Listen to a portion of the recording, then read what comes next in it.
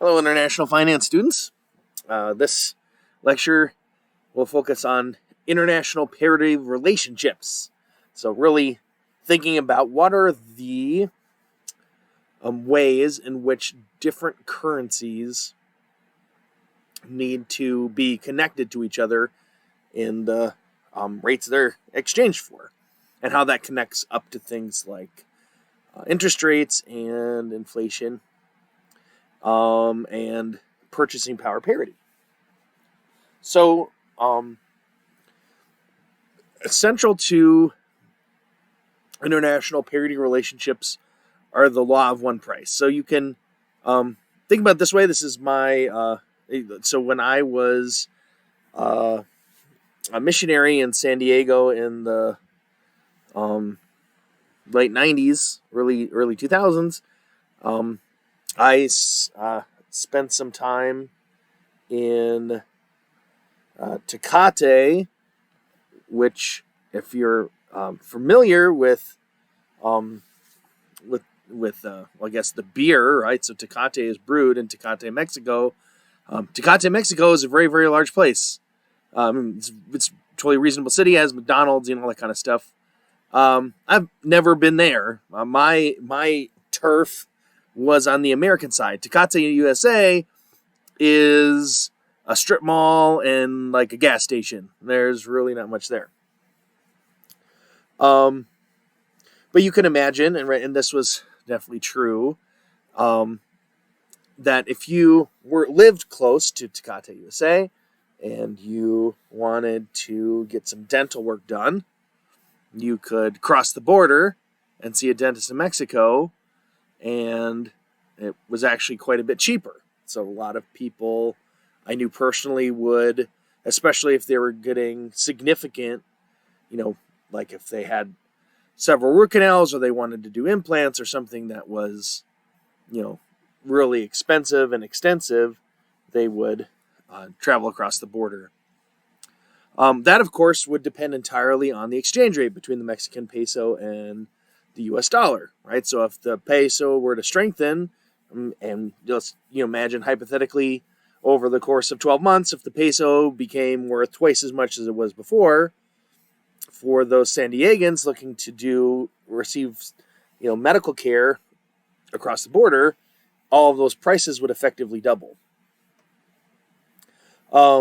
So the idea behind the law of one price is that in practice, things that trade in one place at a certain price should approximately trade for a similar price in a different location once you've adjusted for exchange rates. So this obviously doesn't work fantastically well when you think about localized services.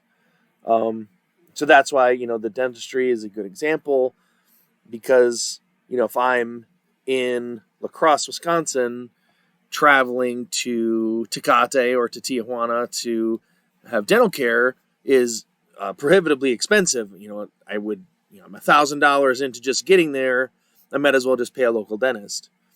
But that the same does not apply for digital goods, for example, right? So if I can purchase a license to a video game or something in pesos and then resell that license in dollars, if those prices aren't the same and I'm allowed reselling, then very quickly you can imagine a whole bunch of licenses being created in one country and then resold in another country. Or even, it doesn't have to just be digital goods. You can, for example, gold is very easy to store and transport and to own digitally. And so it would be quite surprising if the gold price in dollars was dramatically different than the gold price in pesos, adjusted for the exchange rate difference. And so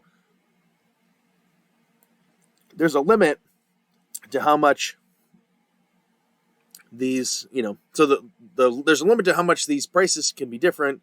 That has to do with, how difficult it is to move goods or services across country lines or to transport them.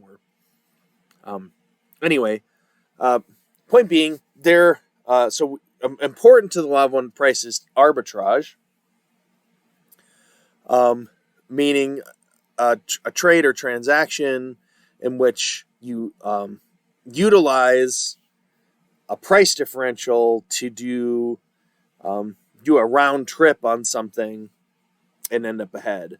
So, right, you could imagine, so if, so the a quintessential example of that I mentioned already, right? This is the Heathrow Airport where you could purchase wine for exchange, a foreign currency for pounds, purchase wine, exchange the foreign currency back to the original currency, and have more currency than you started with, and you had a bottle of wine, right? And you could see how that could work just as well without a special exchange rate if you just buy a good that is selling for less and then resell it back home. You could do that over and over and over again. It'll naturally put pressure on the price of that good or service to decline in the expensive region and increase in the inexpensive region. Or it will put pressure on the currency to increase and decrease such that the price differential is mitigated. Okay. So there's lots of really important specific kinds of arbitrage transactions that matter a lot in international, in foreign exchange.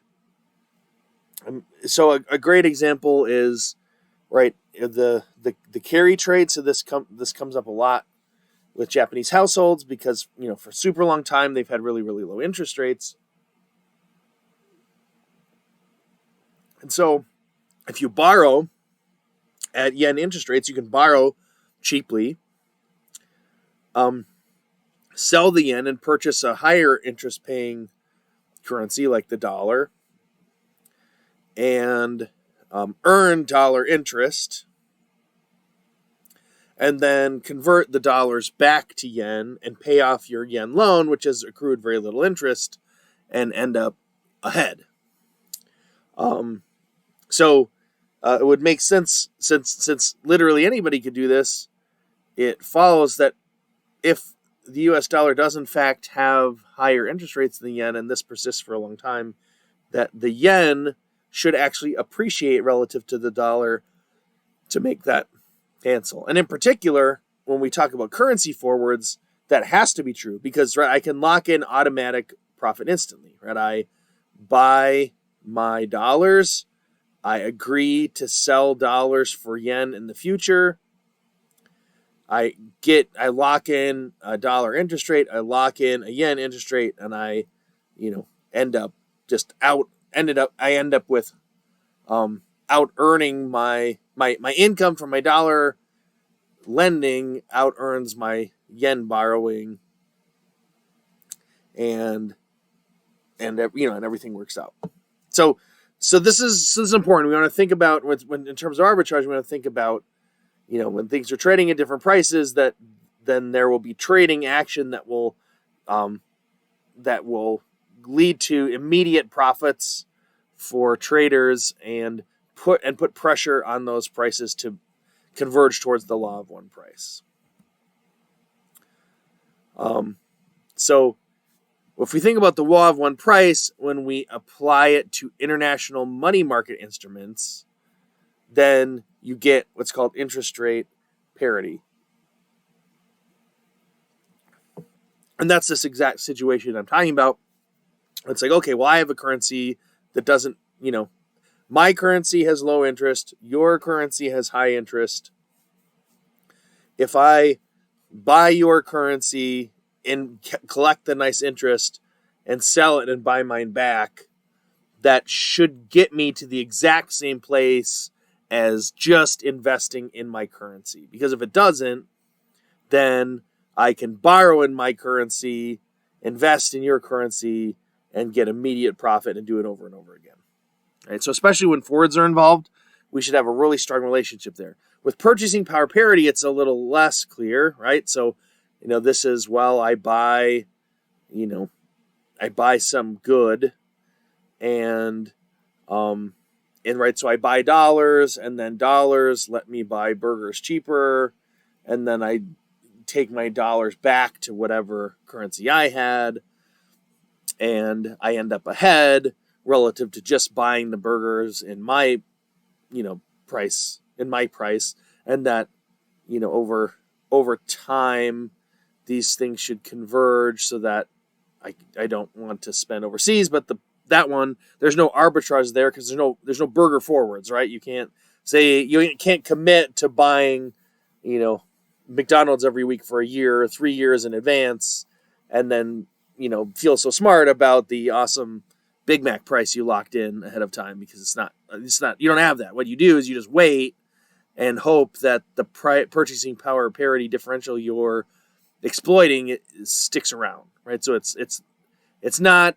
So with interest rate parity, you can utilize forwards to make sure it works. With purchasing power parity, you're just hoping that things don't change over time. But they both, in both cases, we can have an expectation that the law of one price should, at least approximately be true over the long term, because people can effectively trade against it either by, continuing to buy overseas products and services in the spot market, or by utilizing forwards if they're available.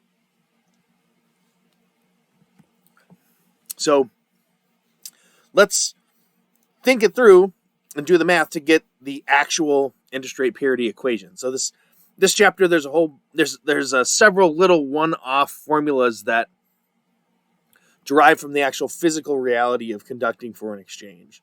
So in this case, right, so let's just suppose I've got $1 and I'm going to invest it for 1 year and it's safe, right? So we'll say, let's do a short-term 1 year loan to the U.S. government. That's totally safe, pretty low interest rate risk. So what's going to happen? I'm going to take my dollar and I'm going to get the $1 times 1 plus the interest rate in the United States, right? So whatever that local interest rate is, that's what I'm going to get, and it will turn, so if that were 4%, I would end up with $1.04. So that's step one. So alternatively, right, so instead of doing that, instead of turning my dollar to $1.04, I could invest in a foreign currency instead. So in this example, it's the pound. And at the pound interest rate, and that hedge the exchange rate risk by selling forward the maturity value of foreign investment, right? So this is basically, right, I buy pounds and then I commit to sell pounds in the future. So I have my $1, I commit to buying pounds in the spot market, so that's why I have this 1 over S, where S is the prevailing spot exchange rate. So, right, if this is $1.50, then it would be 1 over $1.50 pounds, and you get, whatever, 2/3 of a pound or whatever that would be. And then we're going to invest at the pound interest rate. So I'll get whatever the pounds I had times 1 plus the pound interest rate. And then I have, I can transact back at the forward interest rate, at the forward exchange rate, excuse me. So I have whatever amount that I had. So in the previous example, we said for the dollar we said it's 4%. Let's imagine that the pound is 6. Then I will have however many pounds I have, but then 6% more pounds. And then I will transact using my forward, right? So at that point, I will use my forward to send my money back to dollars at whatever that forward exchange rate is. And so you can see so I basically, right, I have 1 over S pounds, right, because S is that spot direct exchange rate. So I have 1 over S pounds, I earn the pound interest, and then I exchange it at the forward rate. And so my 1 over S times F can just be F over S, right? So I've got F over S times 1 plus the pound interest rate.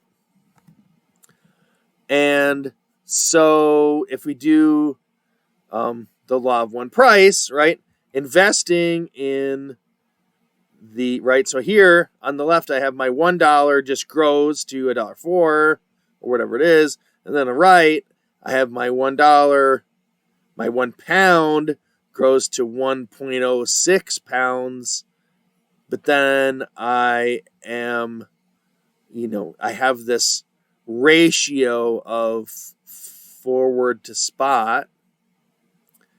And so you can kind of think about this implicitly like, okay, well, if this is 4% and this is 6%, this should be like a negative 2% effect, so like a 0.98, right? And then this will all be the same. Now that's because this is multiplication and not addition, it's not 0.98, it's something like similar to that. But that's kind of the idea, right? That, if I'm getting more interest in in Britain than I am the United States, I should then the forwards must mechanically have locked in a reduction in the pound exchange rate to compensate for this difference. Rearranging this, right, you get F, the forward price has to be equal to the spot price times this interest rate differential. And this matters a lot. So, because basically forward prices are mechanically related to the interest rate differential, and they don't necessarily get to have the flexibility of being the expected future spot rate, right? So if I think that the pound is going to appreciate relative to the dollar, then I might want to enter into forwards where I'm, buying pounds in the future. But my but my forward rate is really set by this interest rate differential. So, me being interested in buying forwards doesn't necessarily, right? So that future spot price doesn't necessarily have to reflect the forward price, although that it creates a different problem with if that's always wrong. Right? Let's just say that in this case, what if the pound and the dollar tend to be pretty flat with each other, but the forward has to mechanically have the pound declining in value? Well, then what you could do, right, is, that means that the forward you can sell pounds or buy pounds at less than would make sense. And so you would, you could buy dollars. Oh, sorry. So you would want to enter into a forward transaction so that you benefit from that. That 2%. Basically, there's a 2% reduction that didn't materialize. So you would own the side where, so you don't have the forward, so you don't get affected by that, but then you enter into the transaction with someone else is affected by that, and then you just settle up with this, with the spot that you just have. And so that would lead to profit. So So on some level, it's all integrated, right? It's just, there's a supply and demand for the forwards that all feeds into each other. Maybe another, I guess this even applies to gold, right? So you can get gold forward, and there's a whole bunch of gold forwards, but they have almost nothing to do with the expected future spot price of gold, because gold moves all over the place depending on people's, really inflation fears and government, war worries and government activities. But the gold forwards are mechanically connected by the gold interest rate. There's a gold lending interest rate. And so you really can't look at the gold forwards and see what the market believes about the future spot price of gold, because it's all dictated by the interest rate. So that's all right. So that's this law of one price. You can also do the same thing by constructing an arbitrage portfolio. So we borrow some money at the dollar interest rate, and then we buy a pound at the prevailing spot. We lend the pound, right? And then we're going to get our pound, right? So we have our pound interest that we get, and so that's our, right? So right now, sell the maturity value of the pound investment forward. So I lend a pound. Okay, right. So let's go through all the transactions because it all happens right now. So I'm borrowing dollars. That happens right now. So I borrowed some dollars. I have some dollars. I buy 1 pound with it. Right? I borrowed enough dollars to buy 1 pound.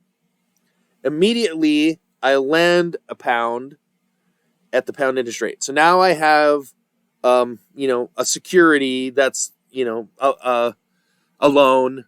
So, someone else has borrowed this, so I'm going to get some income. So I have this security.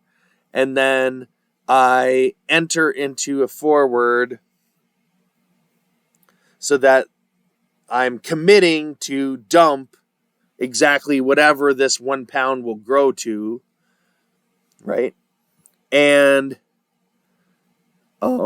right, and that commitment, right? That commitment will end up giving me some amount of value, right? Because I'll take that forward, right? I'm saying, hey, I'll give you some.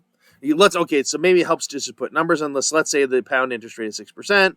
So we're going to borrow whatever S dollars, buy 1 pound. The 1 pound turns to 1.06 pounds. We say, hey, I will give you 1.06 pounds in a year. How much will you give me for that right now? And they give you some dollar amount, right? So if it's true that dollar amount they're willing to give you for that forward that you have, that you most definitely can finish because you have a zero risk, British lending instrument. If that's bigger than S, well, you borrow S and immediately sell the forward that you create and get more than S, and then pay off your S loan and borrow more and just do it again. You can just do this over and over and over again. If the value of the forward, the 1.06 pounds forward, if it's not S, then you get in this situation, right? So here's this, right? Here's my 1.06 pounds. I'm going to trade it forward to some amount of dollars, and that dollars needs to be equal to the spot exchange rate of dollars with the dollar interest, right? That's got to be 0 so that this doesn't, right? You do this and you end up back where you started, right? So that's that, right? So that's this version of it, right? That's this version of it, no arbitrage condition there. And rearranging, right? You can obviously see, right, if I add this to both sides and then divide by 1 plus pound, you get, right, this exact same formula, right? This exact same formula. Okay. So if the interest rate parity doesn't hold, we get what's called covered interest arbitrage. And so the situation I'm describing is this covered interest arbitrage where you trade into the higher paying security, trade back, and get, right? So you're paying 2% in the exchange rate, but you're getting a 3% differential. So if you borrow $1 million to do this, right, what's going to happen? Right, so we could figure this out, right? So I take my $1 million, I buy 555,000 pounds, I earn 8%, then I convert it back using the 1.78, right? So I'm going to get less dollars, but I'm ahead, right? I've got 3% more interest, so I'm ahead relative to what I would have been. So we're going to, right, if we just plug this in, we have a 5%, whereas if I do this, exchange rate, right, basically there's a 1% difference in the forward versus spot, and that's smaller than the 3% difference in the interest rate. And so we have, right, a dollar investment would earn me 5%. A pound's investment earns me 6.8%, right? Why not 8? Because it's an 8% interest rate, right? Why not 8? Well, because when the exchange rate, the forward rate is lower, right? So my pounds are depreciating relative to the dollar. They're just not depreciating enough in the forward market to make the 3% interest rate differential disappear all the way. It disappears a little bit, right? So we're only making, instead of making 3%, right, if this forward rate was the same as the spot, if this was just 1.8, we would make extra 3% every year. But we're not making 3% more. We're only making 1.8%, right? Because some of that is going away because the forward, right, when we use our pounds, we can buy fewer dollars with them than we could in the spot market. So here's this all spelled out, where we have the $1 million. I end up with $1.5 million. So, right, I mean, well, I will have to pay $1.5 million later, right? I buy my pounds using the 1.8 exchange rate. Now I can invest those and end up with 600,000 pounds. My 600,000 pounds will exchange into $1,068,000. Right, so what happens in a year, I get the maturity value of 600,000 pounds, deliver this to the forward counter, right? I promise to deliver it, so I can. I'll deliver the 600,000 pounds. I'll get $1,068,000, and I'll repay the $1,050,000 loan, right? And so at the end of that year, my arbitrage profit is $18,000. And of course, if I have certain profit in $18,000, I can borrow against it and then spend that money now. So if I do this over and over and over again, it's just $18,000 every time, as many times as I want. Right? So arbitrage is really powerful if the situation exists. Obviously, there's lots of finance know-how and intelligence applied to trying to find these situations. But I definitely, when I was at Arizona State in my doctoral program, there was a visiting scholar who, the Keebler Elves, the parent company is the National Biscuit Company, or Nabisco. Not anymore, but that's what it was, at one point. And Nabisco went, it was like they did a debt restructuring or they had a bankruptcy, or I forget what was going on, but Nabisco had a whole bunch of different bonds. And this finance professor figured out that you could buy one bond and buy a couple different government securities and kind of put them in a portfolio and get the same cash flows as a different Nabisco bond, but the prices weren't the same. So you just sell the expensive one, buy the cheap one, and all of the money cancels. And, he'd personally made millions of dollars doing that. It was just like a little window of time when things weren't lining up exactly right. So just enter into some arbitrage transactions and ended up with quite, a bit of money.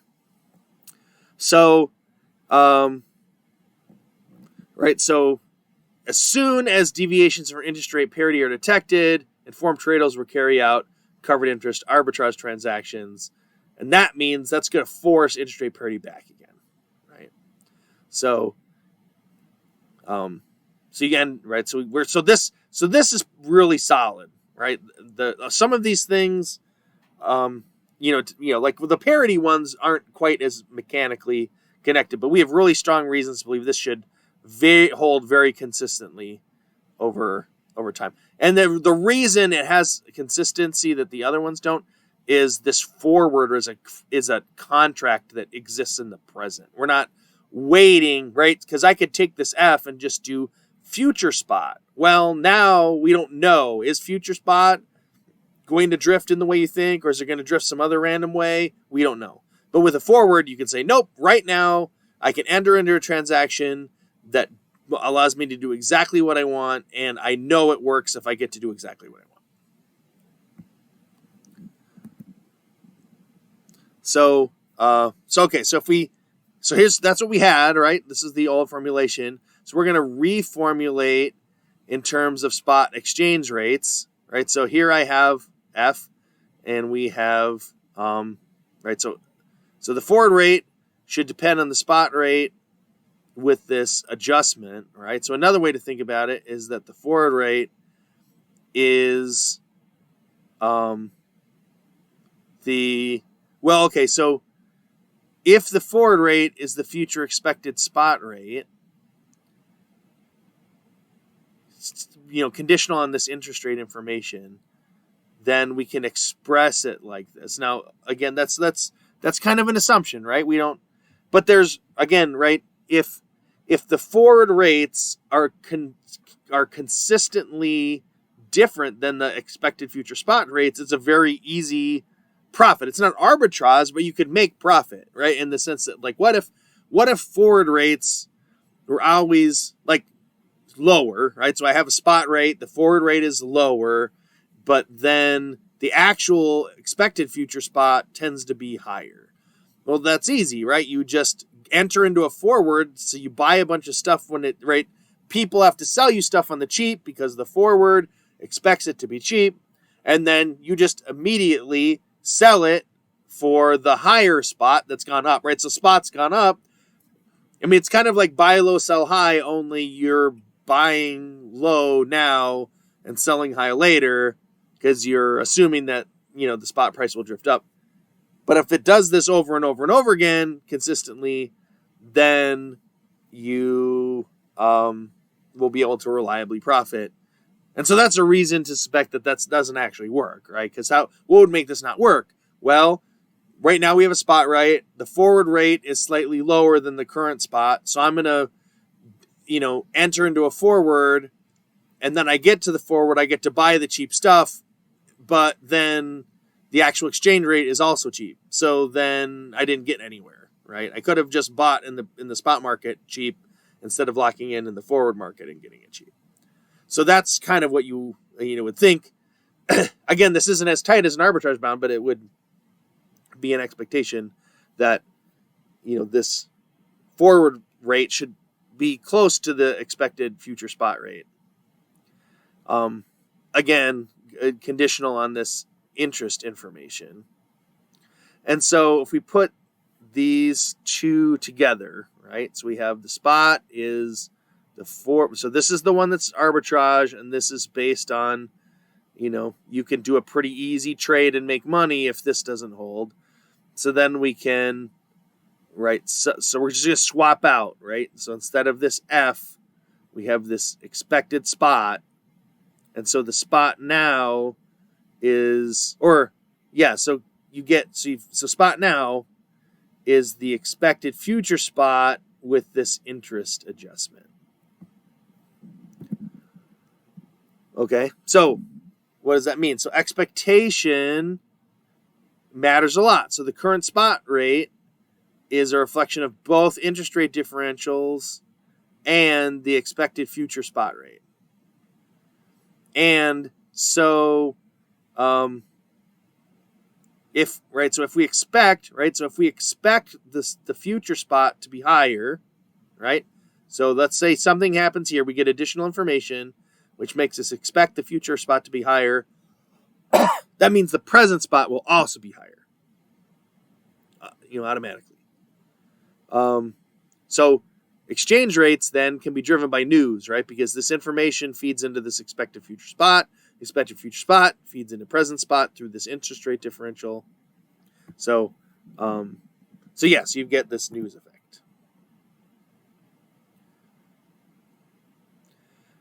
So in interest rate parity, we have a forward to force this. We get arbitrage forcing this relationship with a forward.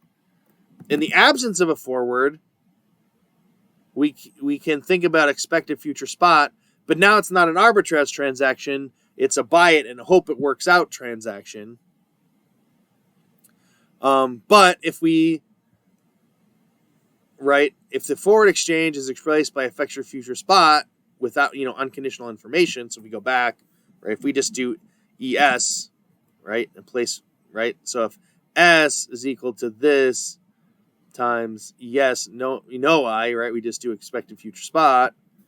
Then you can get that right. So then and if you do some rearranging, right, then you get this interest difference is approximately equal to the expected rate of change in the exchange, right? So if if the pound is 6% or if the pound is paying 6% interest and the dollar is paying 4% interest, then it's approximately true that we would expect the pound to depreciate relative to the dollar by 2%. The reason it's approximate is that there's actually, it's like really multiplication that you should do. But when these interest rates are close to zero, you end up with approximately just this. So there's like a cross product term that should be in here, I times I, but I times I is going to be pretty small. So this isn't covered interest, right? This is just expected future spot. There's no arbitrage here.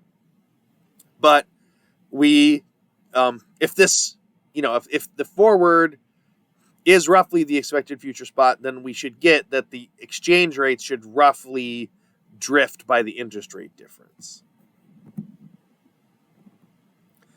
And so that's how you get to this carry trade. So, right, a carry trade is buying a high yield currency and funding it with low yield currency borrowings without any hedging.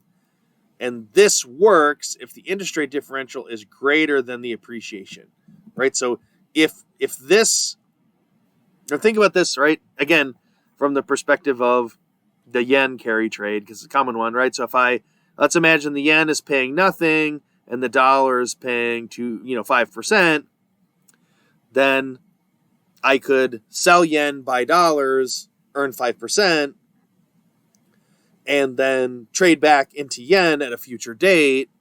And if the yen isn't 5% more expensive from a dollar perspective, I end up with more money than I would have otherwise. Right? So that's the carry trade. So, and basically the interest rate differential should dictate the every period expected exchange rate drift. And if it doesn't, then you can profitably buy high yield currencies and just hold them.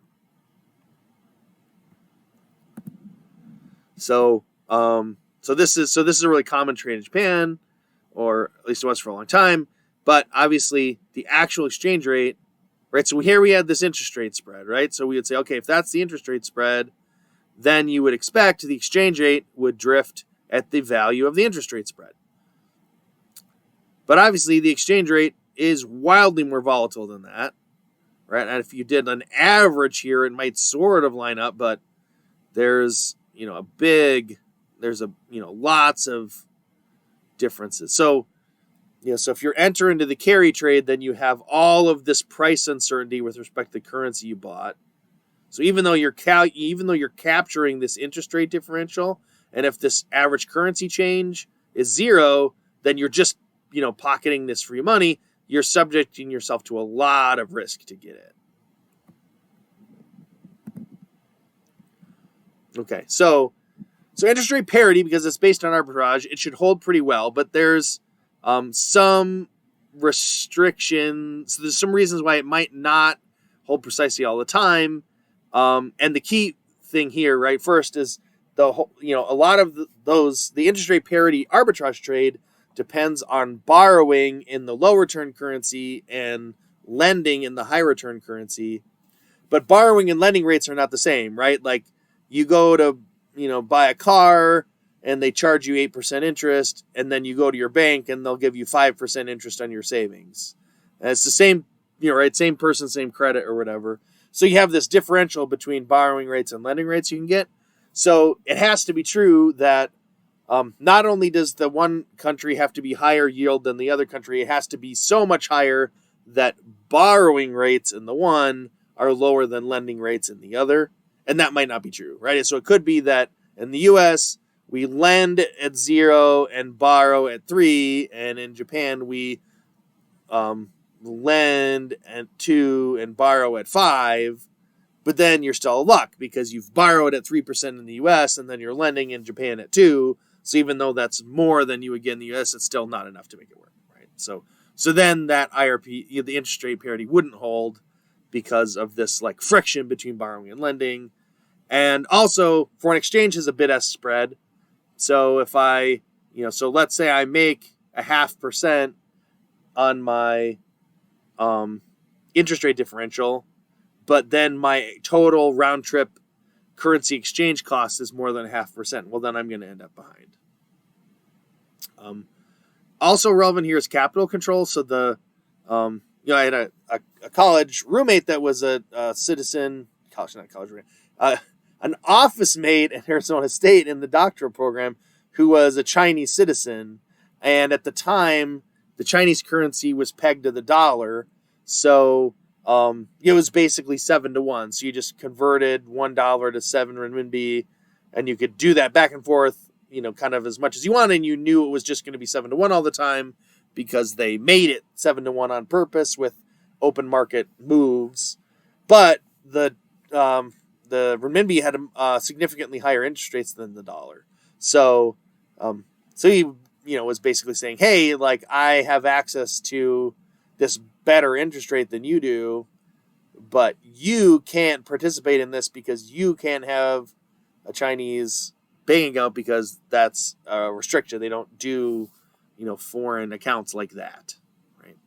So there's no way for that interest rate parity to be fixed because, foreign direct, you couldn't take a bunch of foreign money and invest it in renminbi savings accounts and drive, right? That would drive down savings interest and solve it, right? Because banks would say, oh, I just really don't need this money. I'm going to pay less to try to reduce the amount of capital I'm receiving, and that would change the interest rates. But that won't happen. That wasn't happening because, right, there were capital controls that it couldn't happen, at least in that exact way. So interest rate parity with transaction costs, instead of having, right, so the parity line is the light blue where, if you're on either side, you have, right, if you're off the blue line, then you have arbitrage. But if with transactions costs, right, it might be that you're not at parity, you're off parity a little bit, but the transactions costs are too big to profitably arbitrage, right? So you do the round trip and you end up behind on money because you've paid more in bid-ask spread and borrowing differentials than you've made by utilizing off parity line differentials. Okay, so let's stop there, and when we come back, we'll talk about how purchasing power parity and how that kind of relates.